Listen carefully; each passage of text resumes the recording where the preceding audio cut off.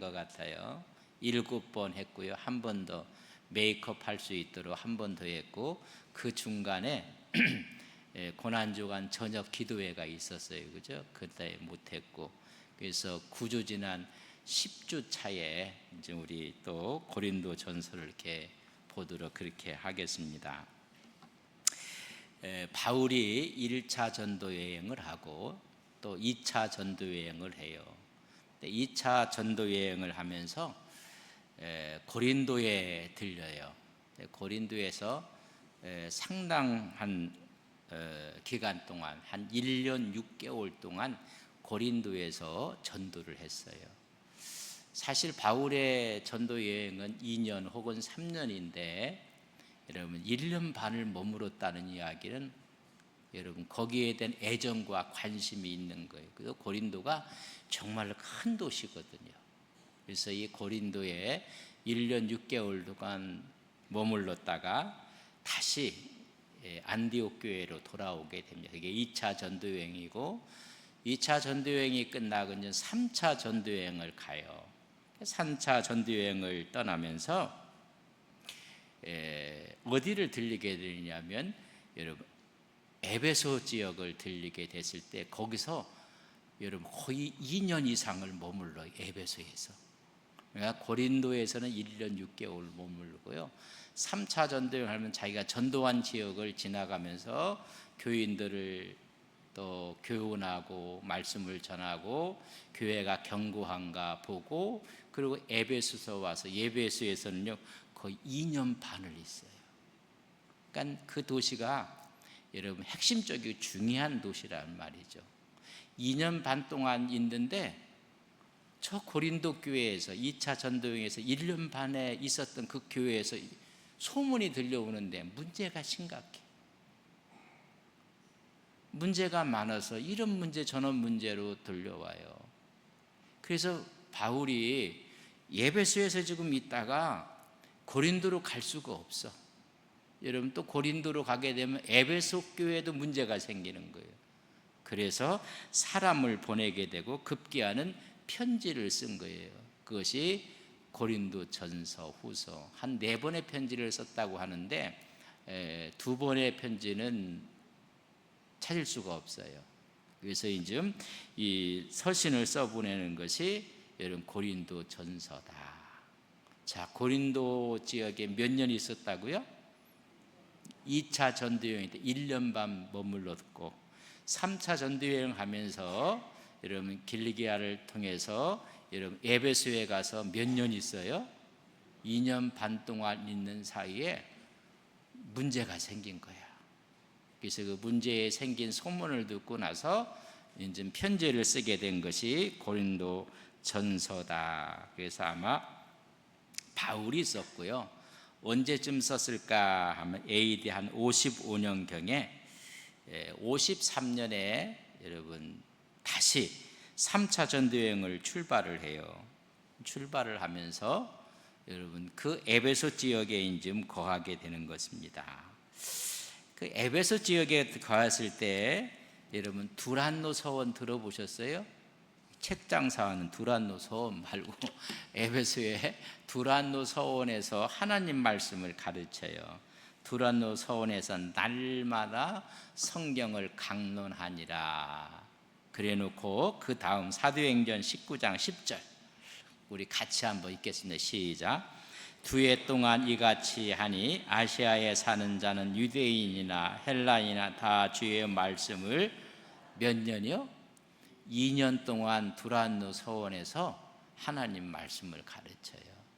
우리가 본경학당이라고 해서 금요일 날 모이는데 아마 그런 모임이었을 것 같아요. 하나님 말씀을 좀 가르치는 거죠. 그래서 2년 동안 가르쳤고 아마 에베소에서 머무른 기간을 2년 반이라고 봐요. 가르친 것이 한 2년 되었다 그런 얘기입니다. 이렇게 가르치고 있는데 저 고린도 지역에서 이제 문제가 발생한 거예요. 여러분 집안에도 어른이 떠나면 문제가 생기나요? 안 생기나요? 성숙한 사람 같으면 안 생기는데 성숙하지를 못하잖아요. 그죠? 여러분 어떤 단체고 마찬가지 지도자가 있으나 없으나 똑같아야 되는데 여러분 다 맡기고 왔거든요. 맡기고 왔는데 이 두란노 서원에서 하나님 말씀을 가리키고 있는 사이에 고린도에서 이제 연락이 오는 거예요. 소식이 오는 거예요. 문제가 발생한 거예요. 그래서 누구를 보내느냐면 디모데를 보내요. 고린도에 디모데를 이제 보내고 급기야는 좀 이 서신을 쓰게 되는 거예요. 지금 같으면 뭐 전화를 하든지 할 텐데 그때에 뭐가 있겠습니까? 사람 보내는 거고 사람 편에 뭘 보내는 거예요? 편지를 보내는 거예요. 그래서 그 편지를 보내는 게 이제 고린도 전서에 있는 말씀입니다. 크게 두 가지로 이제 고린도 전서를 봐요. 큰 두 부. 첫째는 교회 현안에 대한 문제가 생겼어요. 그죠? 이 문제는 1장부터 6장까지의 내용이에요. 교회 내의 문제들.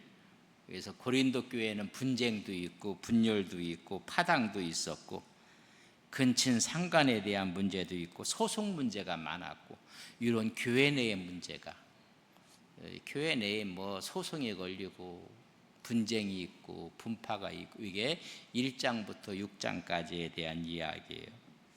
그리고 그 다음에 여러분 7장부터 16장까지는 자기들의 문제가 있을 거 아니에요. 그 문제에 대한 답변의 내용이에요.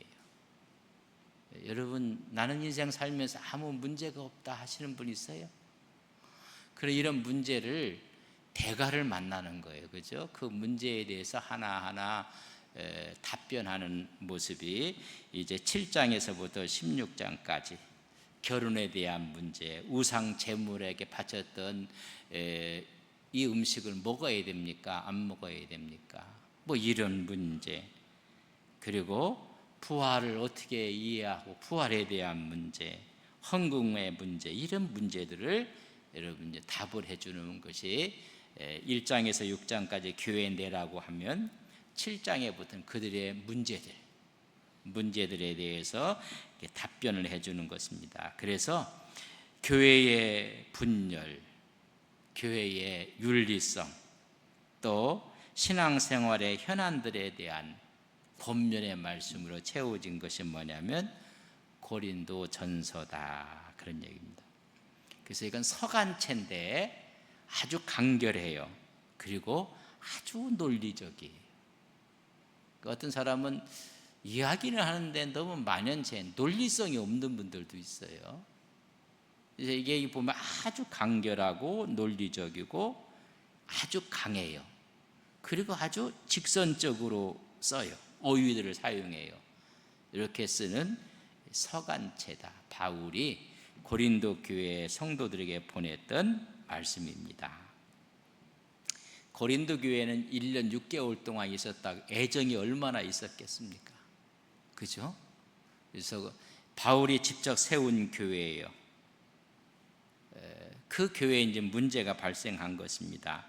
로마 제국 시대 안에서 가장 번성한 항구 중에 하나가 고린도 항구예요. 여러분, 미신이 바닷가에 많을까요? 아니면 바닷가 아닌 데가 많을까요? 바닷가 안 살아봤다고 여러분들이 바닷가의 애환을 알겠어요?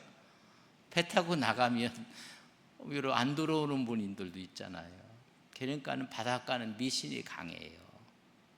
항구 도시들이 좀 그런데, 그리고 이런 세속적인 것이 강해요. 바닷가가. 이런 얘기에서 미안하지만 바닷가는 정조 개념이 좀 희박하다고 해요. 아니라고 이 끝나고 나서 포항 분들이 저를 찾아오면 안 됩니다. 저도 포항에서 좀 있었거든요. 이 그런 거예요. 지금 이 바닷가가 무속이 강한 거예요. 그리고 세속 문화가 아주 왕성한 데라는 이야기죠. 성도덕이 문란해요. 이런 가운데 그런 배경 가운데 1년 6개월 동안 하나님의 교회를 세웠는데, 여러분 그런 문화 속에 있는 사람들이 대부분의 성향들이 타산적이에요. 계산이 빨라요. 이 그것뿐만이 아니에요. 그리고 나서 생활 자체가 평탄하지가 않다는 이야기입니다. 그래서 아주 실리적이고 타산적이고 이런데 1년 6개월 동안 목회를 하며 세웠던 교회입니다. 그러니까 세속이 그렇게 강하니까는 교회도 자연스럽게 혼합주의가 형성이 되는 거예요. 그러니까 이방 숭배가 있었으니까 이방 숭배에 드렸던 고기들을 이것들을 먹어야 되냐 안 먹어야 되냐 뭐 이런 문제. 제가 처음에 목회할 때는 제사 지냈다고 해서 갖다 주는 걸 우리 권사님이 다 버렸다고 하더라고요. 뭐 다 버렸다.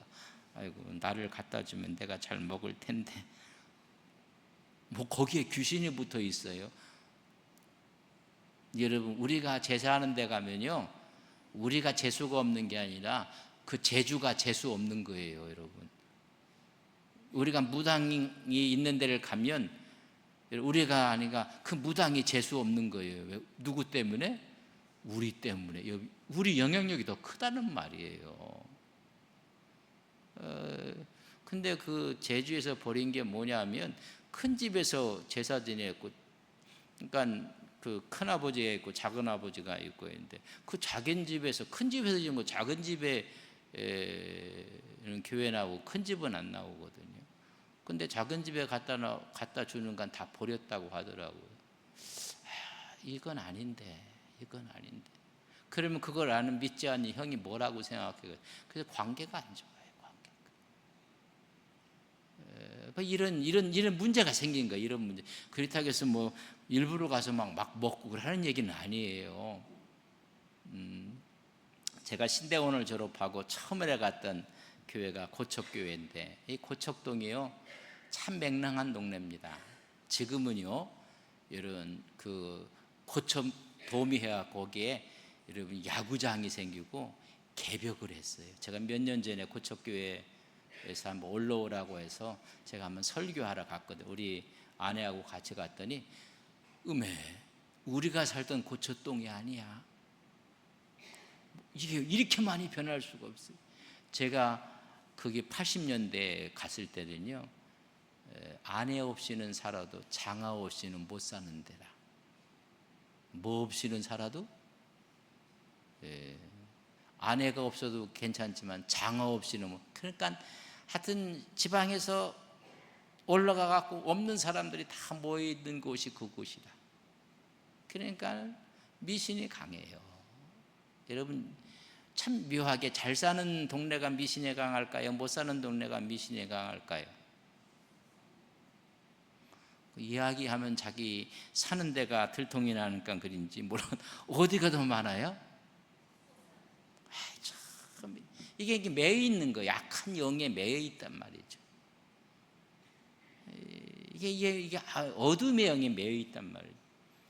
그래서 이제 전도를 하게 되면요, 뭐 붙여 있는 게 왜 이렇게 많은지 몰라요. 문에 올라가면 해놓고 뭐 나무 같은 것도 꺾어놓고 거기다 부적 붙여놓고 뭐 쌀단지에다 이렇게 쌀단지 있고 막 그래요. 그러다 이제 전도해서 예수 믿으면요, 그거 처리를 못해요. 무서워서. 그럼 우리는 해결사야.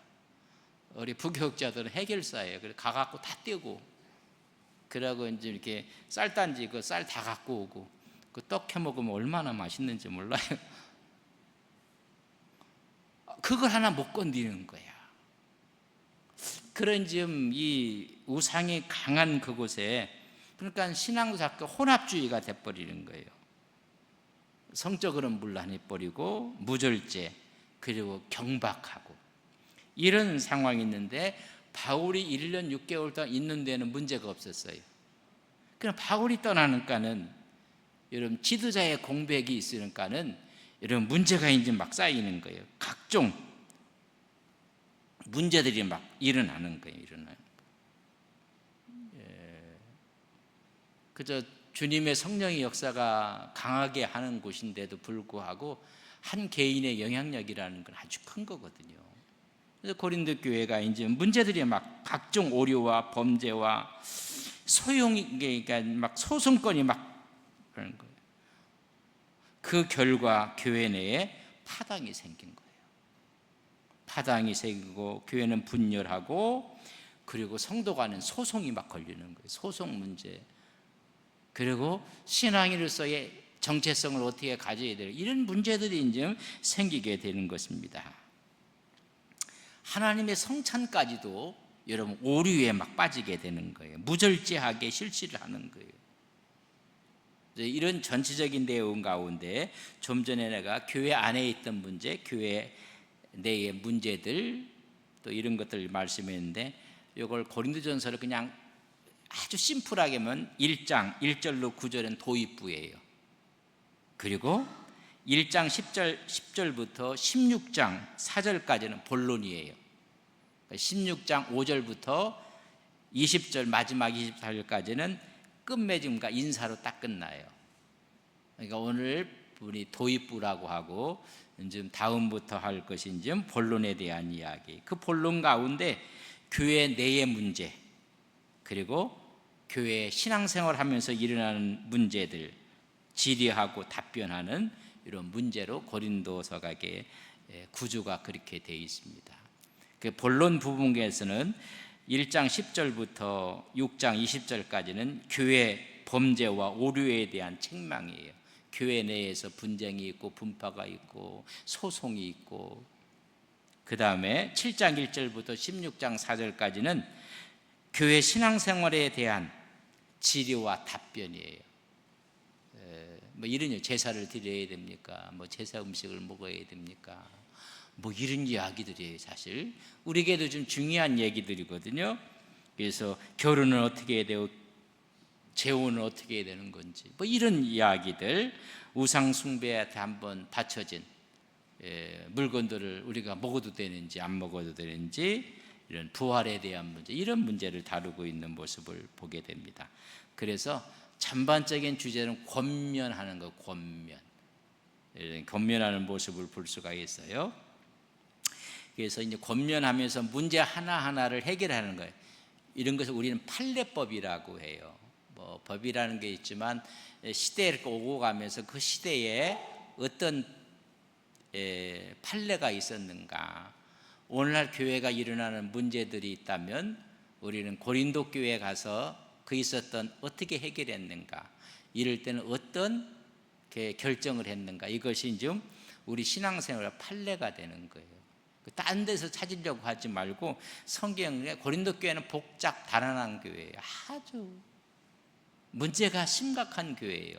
그런데 문제가 심각한 것들을 성령의 도움으로 하나하나 여러분 답을 주고 해결하는 거거든요. 그래서 우리의 가장 좋은 이런 신앙생활의 문제의 판례는 어디 가서 찾아보자? 성경에서 찾아봐야 돼. 성경은 어떻게 이 문제를 해결했는지. 그래서 우리에게 이것이 하나의 판례가 돼서 판례의 역할을 지금 하는 거예요. 이렇게 했구나를 우리가 볼 수가 있습니다. 그래서 교회는 일치고 하나가 돼야 된다. 권면하는 거예요. 교회는 뭐라고요? 일치와 하나라는 이야기. 주님이 머리고 우리는 각 지체들이라, 하나의 몸이다. 온전한 교회를, 이런 권면 가운데 교회에 대한 절대 윤리를 좀 지켰으면 좋겠다. 그게 거룩이고 순결이고 이런 거예요. 하나님의 창조의 역사가 있다. 그렇다면 교회 내의 절대 윤리를 우리가 따라가야, 세상 윤리만도 못하다는 말이에요. 여러분, 그런 게 많아요. 세상만도 못해. 이런 좀 부분들을 대해 권면하고,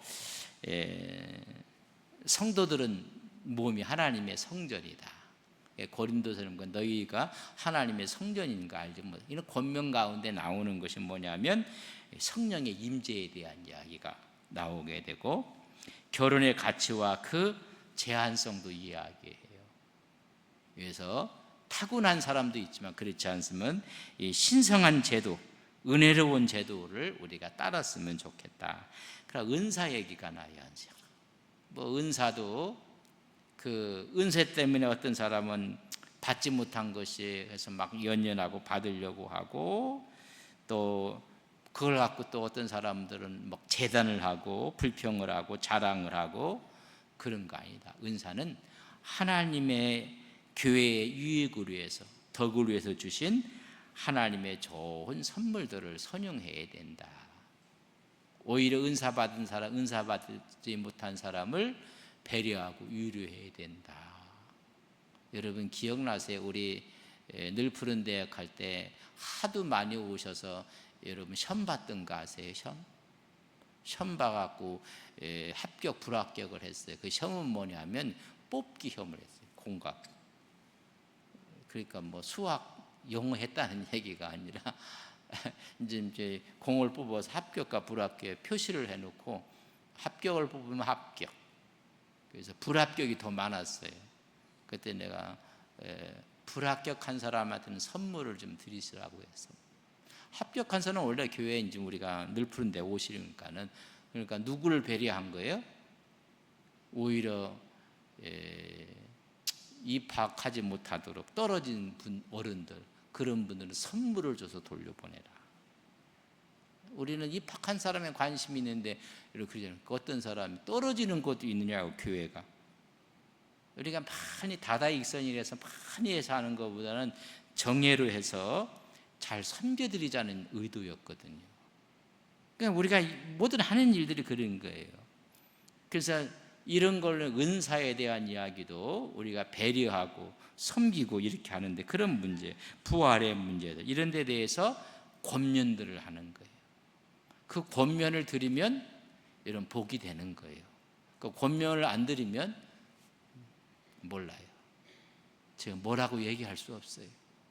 근데 그 권면을 잘 듣고 이해를 하고 순종하면 하늘에 복이 있는 거예요. 이런 이제 권면의 이야기를 해주고 있습니다. 자, 이제 봅시다. 본문 1절을 한번 보세요. 1절부터 3절까지는 그 당시에 전형적인 형식을 그대로 갖고 있어요. 발신자가 나오고 수신자가 나오고 수신자에 대한 축복의 말이 나와요. 자, 우리 1절 우리 같이 한번 읽겠습니다. 같이 읽습니다. 시작. 하나님의 뜻을 따라 그리스도 예수의 사도로 부르심을 받은 바울과 함께 소소대네는, 이 편지를 쓰는 사람이 누구냐고 해서 바울이라는, 바울, 발신자가 바울이에요. 바울과 그의 형제 누구예요? 소소대나가 이 편지를 쓰고 있다. 문제를 듣고 나서 편지를 좀 써 보내는 거예요. 거기서 보면 바울은 어떻게 됐어요? 하나님의 뜻을 따라 하나님의 사도가 됐어요. 여러분, 다메섹으로 예수 믿는 사람들을 색출하러 가다가 하나님이 부르셨어요. 그렇기 때문에 무슨 자기가 선택을 하고 자기 자격이 있고 자기 의지로 된 게 아니에요. 여러분, 하나님의 전적인 뜻에 의해서 하나님께서 부르신 거예요. 여러분들 교회에 나오는 것이 누구를 통해서 나오는 것 같지만은 어찌면 하나님이 여러분을 찜하신 거예요. 이 유교 전통에 강한 이 안동에서 하나님이 확 찜하신 거예요. 그 이야기하기를 하나님의 뜻에 따라서 됐다. 내 의도도 아니다. 내 생각도 아니다. 내가 자격도 아니다. 갈라디아 1장 1절에는 더 분명하게 이런 이야기를 해요. 갈라디아 1장. 사람들에게서 난 것도 아니요 사람으로 말미암은 것도 아니요 오직 예수 그리스도와 그의 죽은 자 가운데서 살리신 하나님 아버지로 말미암아 사도가 되었다. 뭐 사람이 세우고 사람이 돼서 이거 아니죠. 전적인 하나님의 은혜였다는 것입니다. 오늘 여러분이 하나님을 믿고 이렇게 직분을 가진 것이 전적인 하나님의 뜻인 것을 믿습니다. 하나님이 그러시. 그래서 하나님의 뜻을 따라 예수 그리스도의 뭐로 부르셨다고요? 사도로 부르셨다는 거예요. 하나님의 정권 대사로 부르신 거예요. 그럼 내 뒤에 누가 계세요? 하나님이 있다는 거예요.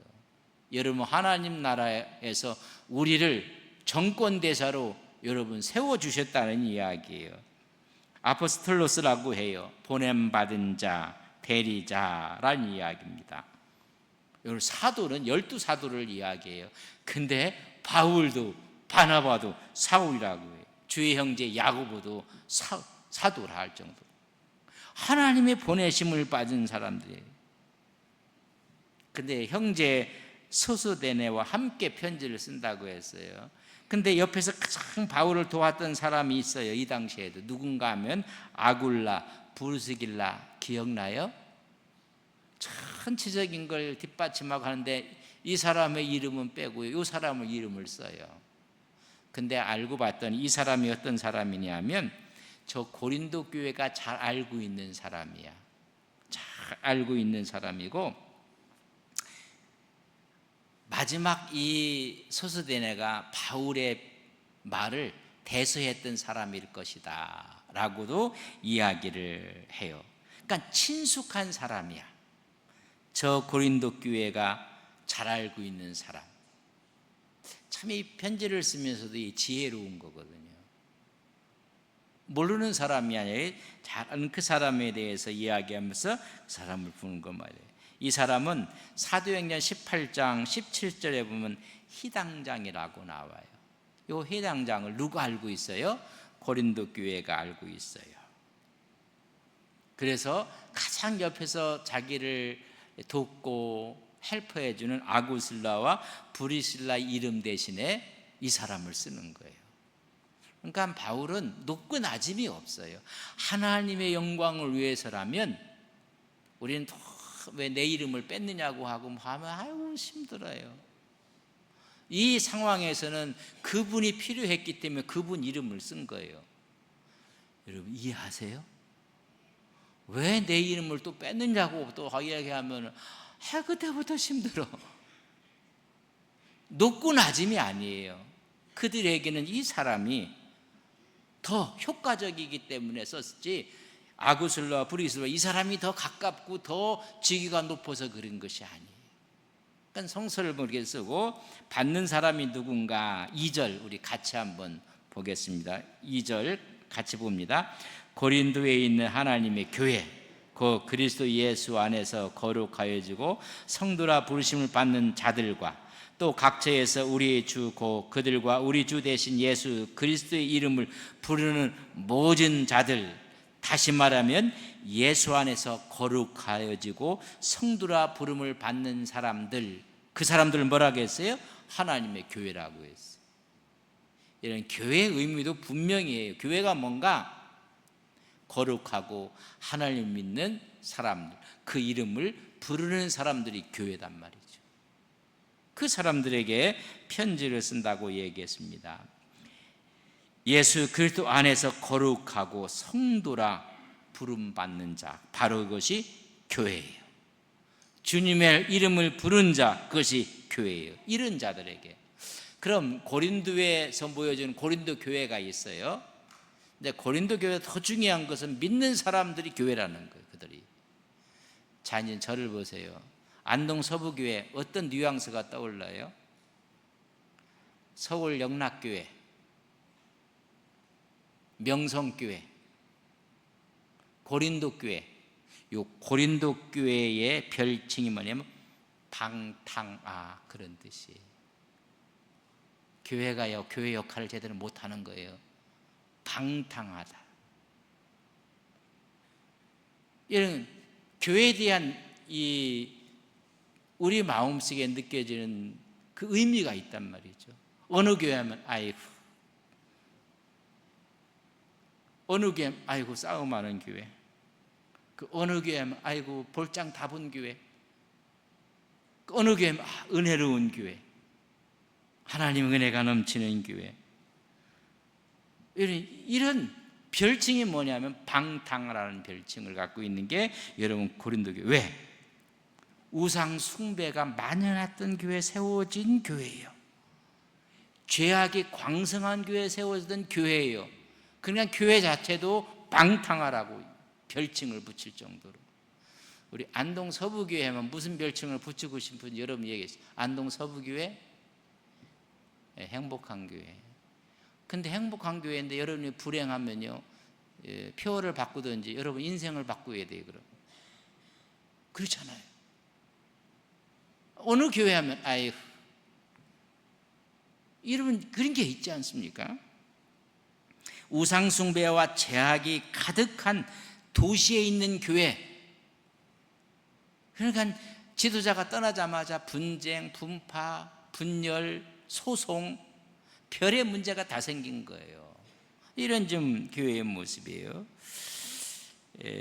이렇게 죄악이 많고 우상 숭배가 아주 강성한 곳에 여러분 세워진 교회예요. 그 교회를 하나님의 교회라고 한 거예요. 거기에 있는 사람들이 거룩하고 성도라 구분된 사람들 교회라는 것입니다.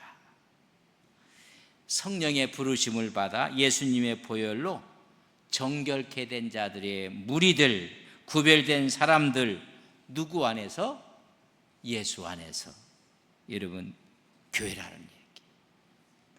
자, 이제 그 교회에 이제 편지를 쓰면서 마지막 축복의 말을 하는데, 우리 3절에 있는 말씀입니다. 우리 같이 한번 읽겠습니다. 시작. 하나님 우리 아버지와 주 예수 그리스도 은혜와 평강이 있기를 원하노라. 수신자에 대한 축복의 말을 하는 거예요. 제가 요 3절 축복의 말을 할 때 여러분들 아멘으로 응답을 하십시오. 하나님 우리 아버지와 주 예수 그리스도부터 은혜와 평강이 있기를 원하노라. 여러분 아멘. 이 축복의 말이 뭐냐면 하나님 우리 아버지, 여기서는 하나님 우리 아버지와 주 예수 그리스도부터, 다시 말하면 은혜와 평강의 출처는 어디예요? 하나님과 주님이라는 거예요. 어떤 사람 은혜와 평강의 출처가 돈인 줄 생각해요? 권력인 줄 생각해요? 아니, 오늘 트럼프 대통령하고 시진핑 주석이 오늘 저녁에 만난다니까 우리 여러분, 우리 마음에 기도할 때 두 분 만나갖고 은혜와 평강이 있을지어다. 그래야지 바른 결정을 하지 않겠는가. 가장 거두들이 만난다고 해요. 도착했나? 하여튼 뭐 떠났다고 하고 도착하면 그래서 우리 지도자들을 위해서 기도할 필요도 있어요. 그들에게 이 은혜와 평강이 좀 있으면 모든 문제들이 해결될 텐데 은혜와 평강이 없으면 해결 안 됩니다.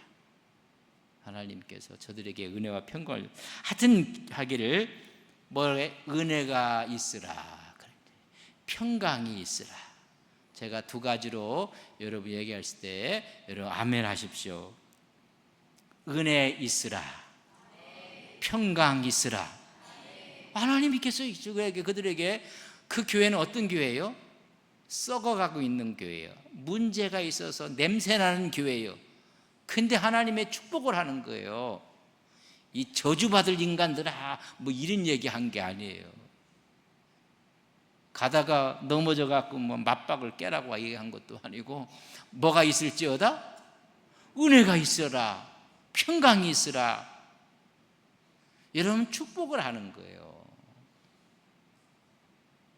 여기서 이야기하는 것은 헬라인들이 만나면 인사하는 주 인사가 있어요. 그게 은혜 있으라, 카리스라는 거예요. 은혜 있으라.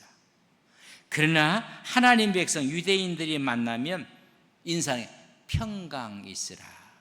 어찌 보면 헬라식 유대식 인사 다 하는 거예요. 지금 카리스, 여러분 ANN의 샬롬, 너희들에게 은혜 있으라, 평강 있으라, 샬롬을 이야기하는 것입니다.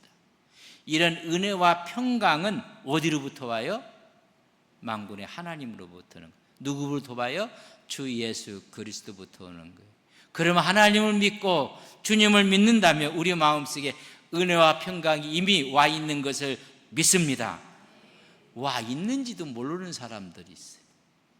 은혜와 평강이 출처가 세상이라면, 어떤 세상에 하기 위해서 온다고 생각한다면, 어떤 세상의 어떤 목적과 이런 게 아니라 이 은혜와 평강의 출처는 하나님이고, 예수님께 온다면 우리는 예수 믿는 하나님의 자녀인 것을 믿습니다. 그럼 이미 우리 속에 뭐가 와 있어요? 카리스, 은혜가 와 있어요. 나 같은 사람이 구원받았어요. 하나님의 백성이 됐어요. 이 세상이 주지 못한 하나님의 샬롬, 평화가 와 있는 거예요.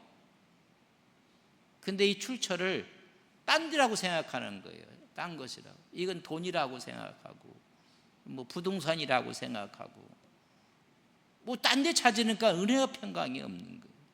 제가 여쭤볼게요. 여러분 하나님 믿습니까? 예수 그리스도를 구주로 믿습니까? 그럼 은혜와 평강은 내 속에 와 있는 거예요.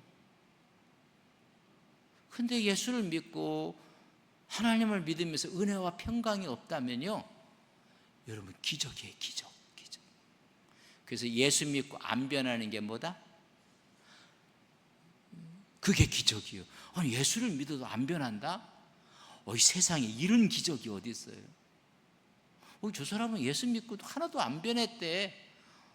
세상에 무슨 기적이, 이런 기적이 있는. 그래서 기적은요, 교회 밖에 있는 게 아니라 교회 안에 다 있어요. 무슨 말인지 아는 사람은 이해를 하실 텐데, 말을 듣고도 이게 무슨 말인지도 모르면요, 그것도 기적이라. 하나님의 은혜예요. 그래서 은혜와 여러분 평강은 하나님으로부터 옵니다. 주님으로부터 온 것을 축복하고 있는 것을 이야기해요. 세상으로부터 오는 것이 아니라는 것입니다. 만약 하나님으로부터 오지 않는 은혜와 평강이라면 그건 전부 다 가짜예요. 그건 마약 성분 같은 거예요. 환각적인 거예요. 영원한 은혜와 평강은 하나님께로부터 오는 것을 믿습니다. 우리 주님으로부터 오시는 것을 믿습니다. 그 출처가 하나님이고 그 통로가 우리 주님이란 말이죠. 이름 통로가 막혀 있는 거예요. 통로가 예수 그리스도의 통로로 통해서 우리에게 오는데 예수 그리스도를 안 믿는 거예요. 여러분 출처가 있고 우리에게 전달해진 하나님의 통로가 있어요. 근데 나는 은혜와 평강이 하나님이 아니고 예수님이 아니라 하면 전부 다 이건 유사품이에요. 유사품. 며칠 못 가요. 이런 은혜와 평강이 늘 넘치시기를 주님의 이름으로 간절히 축복합니다. 지금 고린도 교회는 썩고 있어요. 고린도 교회는 냄새가 나고 있어요. 근데 편지를 쓰면서 얼마나 바울이 성숙한 모습으로 쓰는지. 여러분, 우리 감정이 아니라 평정심을 갖고 있어요. 예수 믿는 사람들이 평정심을 잃을 때가 있어요. 오늘 바울의 서신을 보면요, 너무나 평정심을 갖고 은혜 있으라, 평강 있으라 하면서 하나하나 권면하고 있는 모습을 보게 됩니다. 여러분 주님으로 인해서 우리 하나님을 위해서 은혜와 평강이 늘 충만하시기를 주님의 이름을 간절히 축복합니다.